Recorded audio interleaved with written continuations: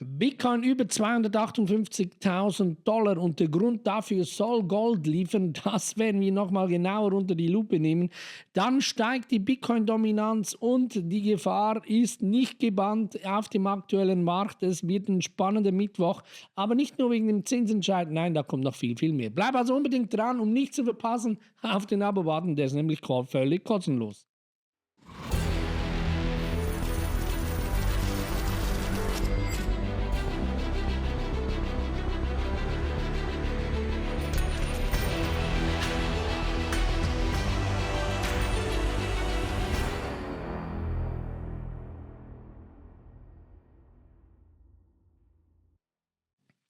Wenn man nach den aktuellen Fear Greed Index geht, kann man sagen, naja, die Stimmung auf den Märkten ist ja eigentlich ganz rosig. So zumindest 57 Punkten beim Stock Market und 59 Punkten im Kryptomarkt. Beide sind also zurück to the game beim gierigen Bereich.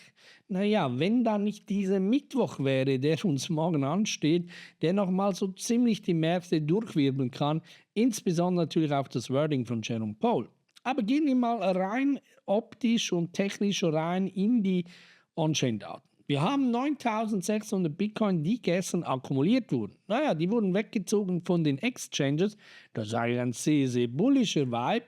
Aber wir haben bei den Long-Term-Holders einen Abgang von über 58.500 Bitcoin. Da stellt man sich natürlich als Analyst gleich sofort die Frage, wohin gingen die?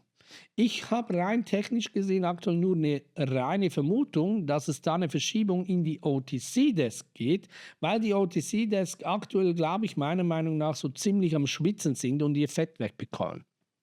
Wird da also irgendein Deal gerade gemacht im Hintergrund? Gleichzeitig ist auch ein Wahl erwacht mit relativ guten Bitcoin auf der Wallet, die, naja, auch schon ein bisschen Bewegung von sich gegeben hat. Man muss das Ganze natürlich rein optisch nochmal ein bisschen genauer betrachten, aber primär gesehen könnte man eigentlich davon ausgehen, es sieht immer noch bullish aus. Bei den Short-Term-Holders wurden über 14.510 Bitcoin akkumuliert. Wir sehen gleichzeitig, dass die Funding Rate sich ein bisschen erholt hat, 0,02. Das bedeutet eine leichte Long-Dominanz im Markt. Das Volumen mit 47 Milliarden immer noch zu tief für meinen Geschmack. Aber, naja, zumindest in der Nähe der 50er, was okay ist. Ansonsten kann man sagen, solide Daten, ja, Leverage-Risiko hat ein bisschen abgenommen, Open Interest ein bisschen zurückgegangen, that's it. Also da muss man gar nicht mal groß viel darüber anders erzählen. Ja, bei Ethereum, es wird so sein, ich werde jetzt einen Tag Ethereum, den nächsten Tag Solana, übernächsten Tag XRP, damit wir das Video ein bisschen straffen können. Da gibt es nicht immer allzu viel Bewegung und interessante News. Naja, Ethereum steht, wie gesagt, auch morgen Mittwoch das Update Pectra bevor. Da erhoffen sich die Investoren eine Bewegung nach oben des Preises. Ob das passiert, werden wir natürlich sehen. Ja, wir behalten das natürlich auf dem Schirm. 24 Milliarden Volumen ist gut für Ethereum, kann man nichts anderes sagen. Bleibt so auf jeden Fall bestehen. Leicht Abnahme bei den Exchanges, obwohl es sind immer noch 17,5 Millionen. Das ist enorm viel. Da müssen wir gar nicht darüber reden. Aber wie gesagt, eben man hält das weiterhin hier im Schacht. Die Long-Dominanz hat massiv zugenommen, 0,007. Also das ist sehr, sehr stark. Das Leverage Ratio leicht abgenommen, aber doch dennoch ein relativ überhitzter Markt. Und deshalb da ein bisschen aufpassen, dass man da jetzt nicht zu spät reingeht oder sich zu spekuliert, weil dann eben das Upgrade zum Beispiel Probleme im Netzwerk verursacht oder es gar nicht diese Dominanz reinholt, die man sich da halt eben gerne erhofft.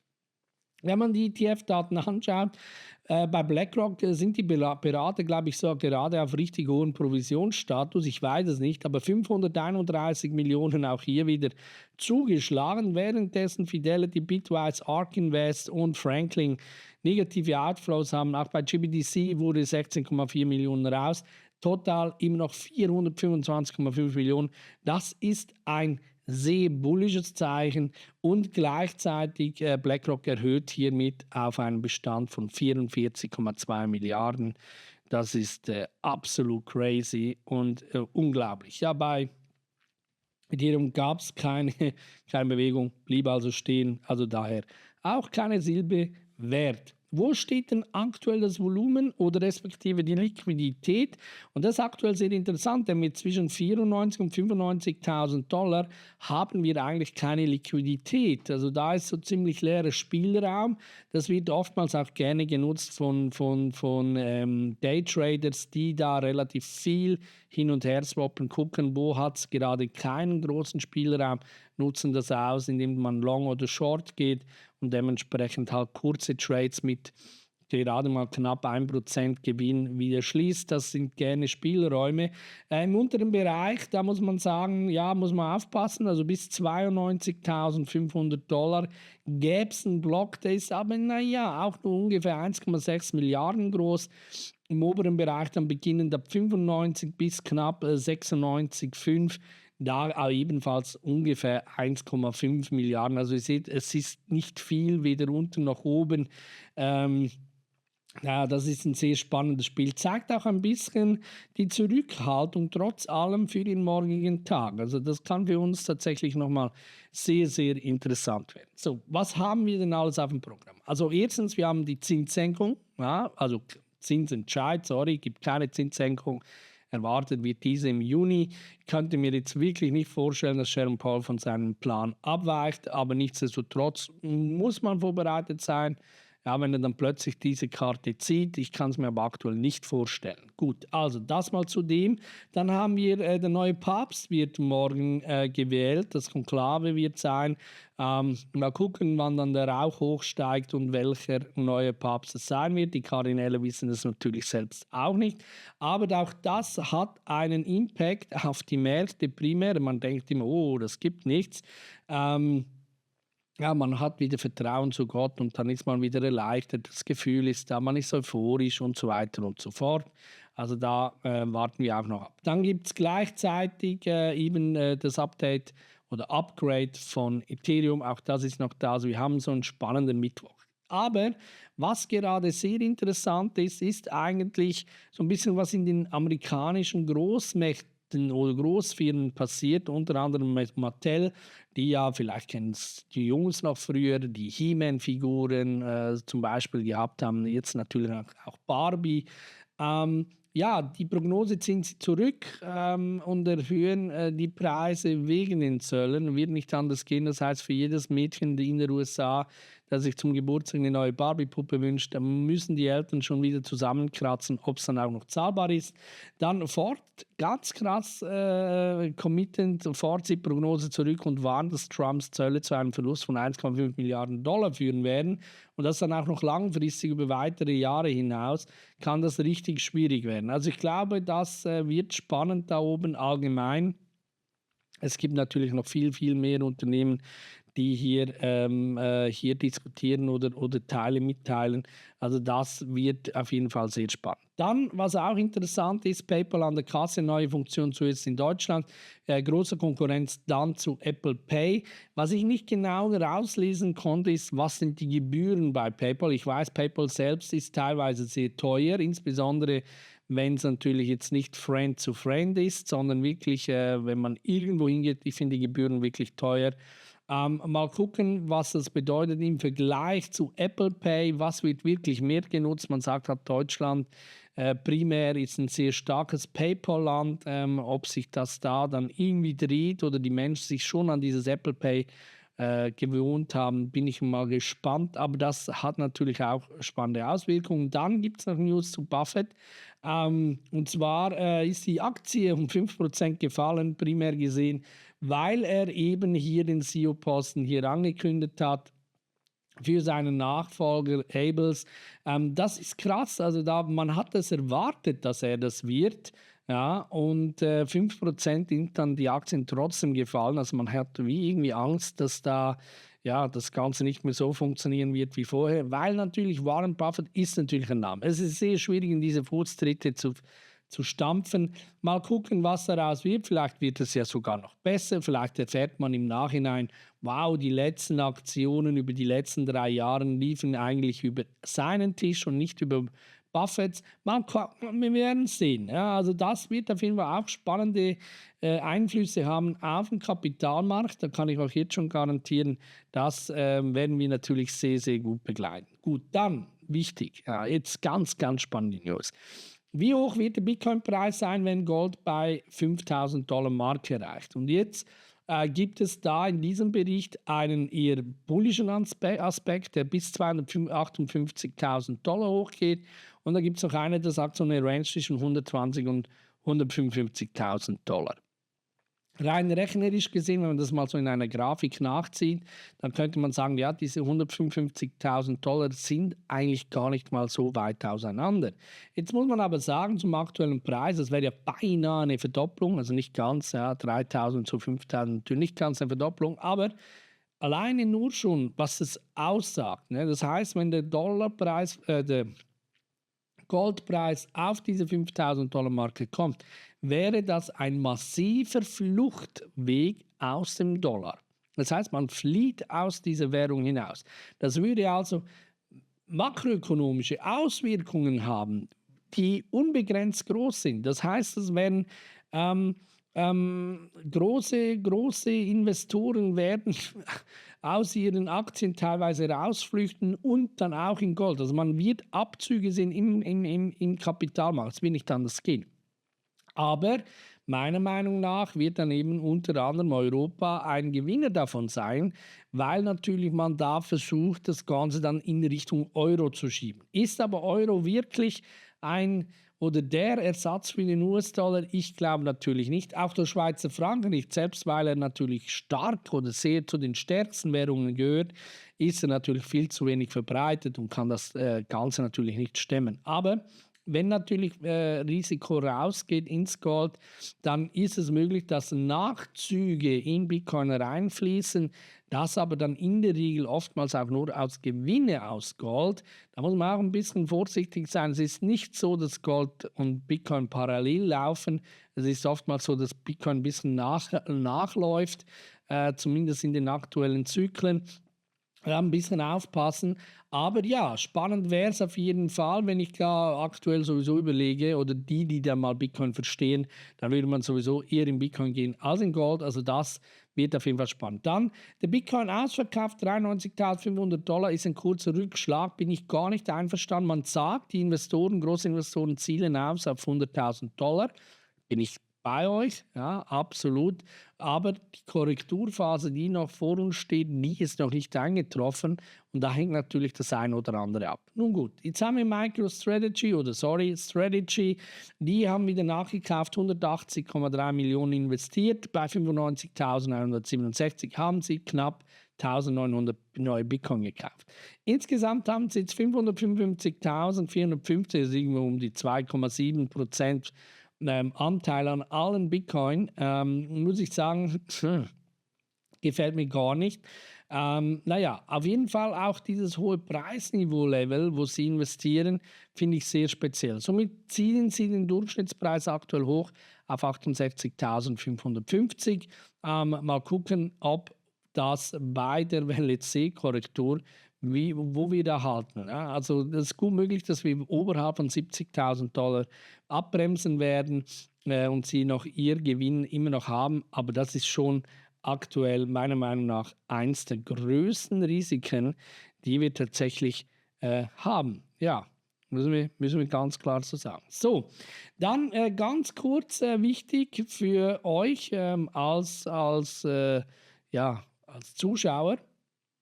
Zwei Dinge, die ich euch gerne teilen möchte. Und zwar hat hier und jetzt Fimex, ihr findet den Link im angepinnten Kommentar, was rausgehauen. Und zwar egal wie, ihr müsst euch einfach registrieren, ihr könnt $1 überweisen, kriegt schon $10 Trading-Bonus. Das heißt, ihr könnt mit diesen $10 bereits schon traden, müsst gar nichts wirklich viel tun. Ein bisschen Learning by Doing zu erhalten, gar nicht mal so schlecht.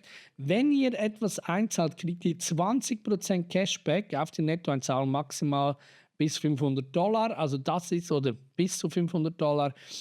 Also da habt ihr auch noch Cashback und dann kriegt ihr natürlich noch Bonus $100, $200, $500, je nachdem wie viel Volumen ihr dann tradet.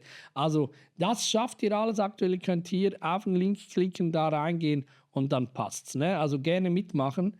Und was ich auch noch habe, ich bin ein bisschen stolz. Ja? Wir haben hier ganz, ganz viele neue Bitcoin-Uhren hier präsentiert.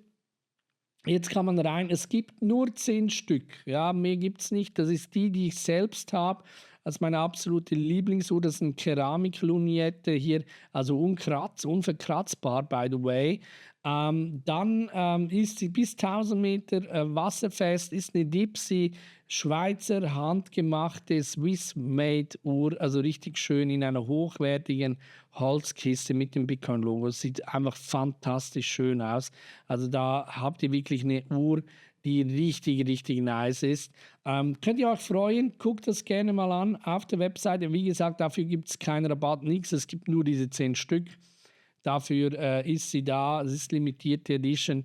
Kauft sie gerne, schaut sie euch an. Es wird euch auf jeden Fall gut gefallen. So, dann müssen wir natürlich auch rein in die Chartanalyse.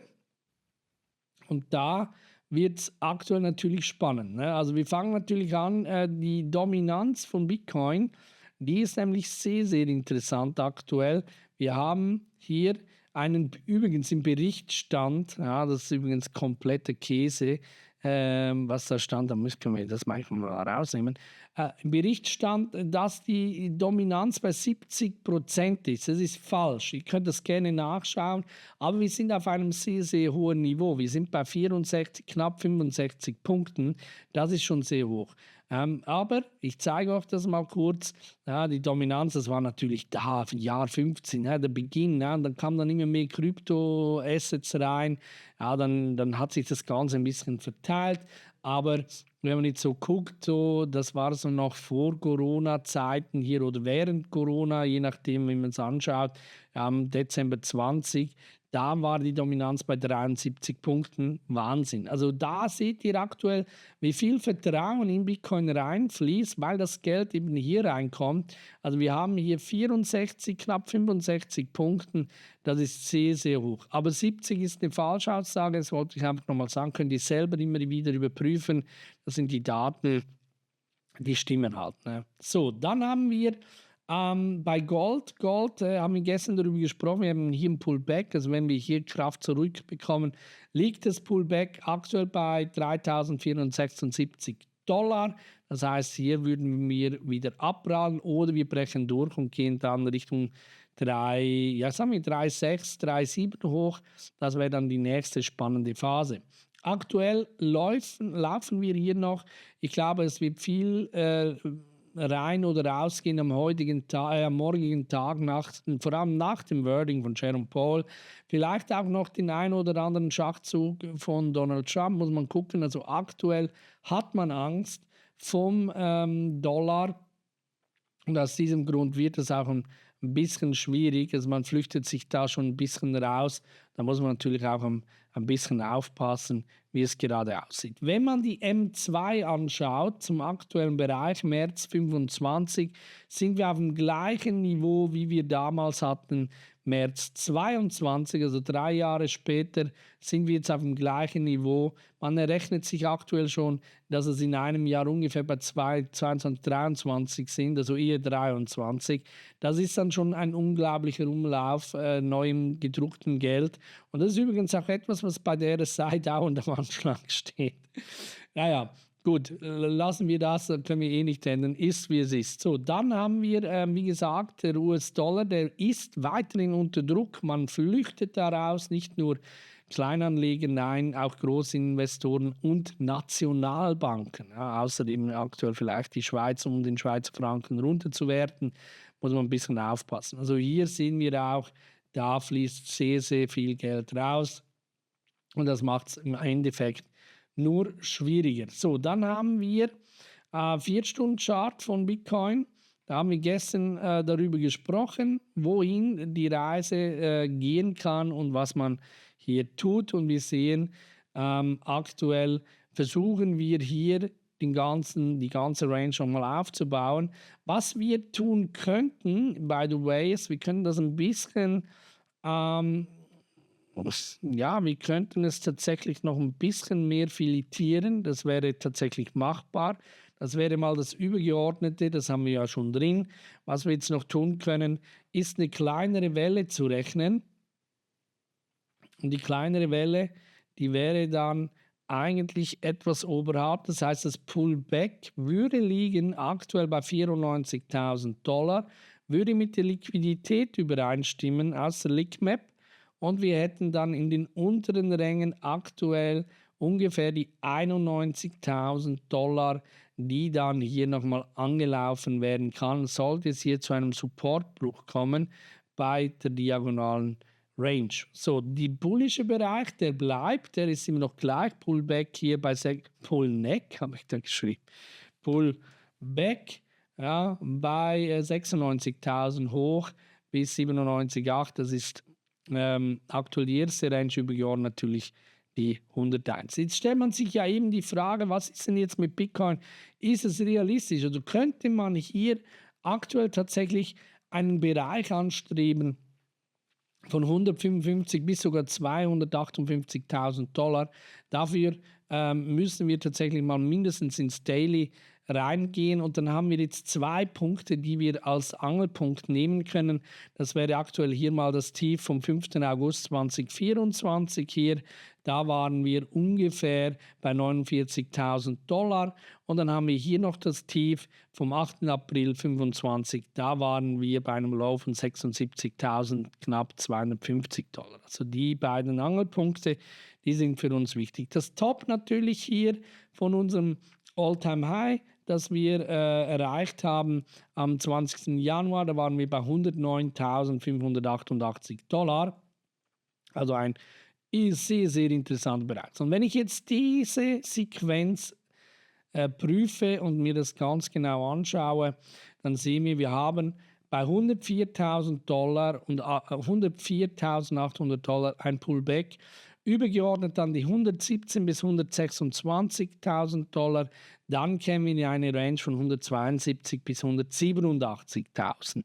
Die 155.000 $, die also rechnerisch dargestellt wurde, oder die 258, sind im Verhältnis von so Wachstum zu Bitcoin zu Gold. Das würde ich nicht ganz so vergleichen. Insbesondere kommt es meiner Meinung nach auch darauf an, warum das Geld, also immer die Begründung, warum das Geld in Gold fließt. Ist es A, Währungsvertrauensverlust, wie wir es gerade sehen, hat es kriegerische Bedeutung, ja, wo man versucht, sich zu schützen, oder sind das Nationalbanken, die versuchen, ihre Reserven aufzubauen. Das sind ein bisschen verschiedene Motivationsgründe, die in Gold gehen und teilweise natürlich noch FOMO anschieben von vielen, vielen anderen. Deshalb würde ich da ein bisschen vorsichtiger sein und das Ganze ein bisschen anders bewerten, je nachdem, wie es eben ist. Aber das sind für mich jetzt eher die bullischen Zeichen. Mir hat einmal gesagt, ja, warum bin ich so bärisch? Alle sagen, das kommt eher jetzt hier hoch und nicht runter. Der Grund dafür liegt und bleibt natürlich im aktuellen Weekly Chart. Wir haben ein gigantisches Rising Wedge, das wir hier aufbauen, das nach einer Korrektur schreit. Die muss nicht massiv hoch sein. Wir haben die Welle 5 abgeschlossen. A, B, C wäre in der Regel tiefer. Die muss aber nicht zwingend da unten erreicht werden. Das habe ich mehrfach erwähnt. Wir haben das Pullback bei 80. Es kann also sein, dass man hier schon bei Pullback 80, obwohl die Welle C tiefer sein muss als Welle A, somit wären wir dann in der Range von 74 bis sagen wir 70.000 $. Aber das Case-Szenario, also für uns das Wichtige, das Riskmanagement, das muss hier unten sein. Da können wir nichts ändern. Das bleibt. Ich habe auch schon Analysten gesehen, die gesagt haben, Bitcoin falle auf 5.000 $ zurück. Das wird tatsächlich auch aus diesem Rising Wedge herausgelesen. Ja, also jeder, der schon öfters mal eine Chartanalyse angeschaut hat oder weiß, wie man diese auch anschaut und kontrolliert, dann guckt man ein bisschen auf das Volumen und tatsächlich wäre das aktuelle bullische Volumen relativ in einer sehr, sehr dominanten Phase gewesen. Wenn man das Ausbruchsniveau runterzieht, dann komme ich hier tatsächlich irgendwo Richtung 6.000 $. Nur gibt es da einen Haken. Ganz so einfach ist es auch nicht, weil sonst wären alle Multimillionäre. Das wird nicht der Grund sein, dass wir hier in eine solche Tiefe fallen. Es gibt aber tatsächlich noch eine Anwendungsmöglichkeit, die man starten kann, und dann sollte man hier weil diese Welle hier neu begonnen hat, hier abgeschlossen, sollte man das hier aus dieser Sequenz hier nehmen. Das heißt, man würde hier mal einen Swing herausschauen und da sieht man, dass das 0,5er bei einer Swing-Berechnung durch die Retracement tatsächlich bei 57.000 wäre. Das Golden Pocket dann bei 41.000 $, und die Wahrheit liegt irgendwo hier dazwischen in der Regel, ja, wenn man diesen Swing berechnet, das heißt eben zwischen 57 und 41. Daher kommt meine Berechnung mit der J-Wave gar nicht mal so schlecht hin für unser Risk Management. Und diese 5.000 wären eher unglaubwürdig. Was würde passieren oder was müsste passieren? GBTC müsste alle Bitcoins abstoßen. IBIT müsste alle Bitcoins abstoßen.